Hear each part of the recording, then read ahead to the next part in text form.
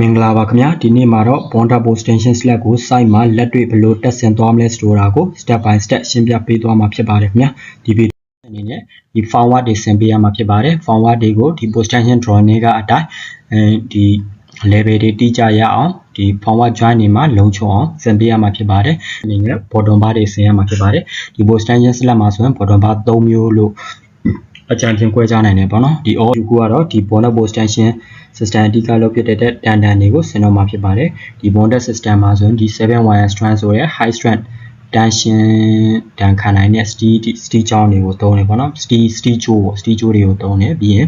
ဒီ galvanized sheet တွေကိုသုံးနေပေါ့ steel ကြိုးတွေကိုဒီ galvanized sheet ထဲမှာထည့်ပြီးတော့ဒီ anchor race တွေနဲ့ဒီ slat ထဲမှာတက်ဆင်ခဲ့မှာဖြစ်ပါတယ်နောက်တစ်ချိန်မှာဒီနောက်တစ်ချိန်ဒီconcrete လောင်းပြီးတဲ့အချိန်မှာဒီgalvanized sheet တွေထဲကိုကျွန်တော်တို့က cement grounding ပြန်ဖြည့်မှာဖြစ်ပါတယ်မှာ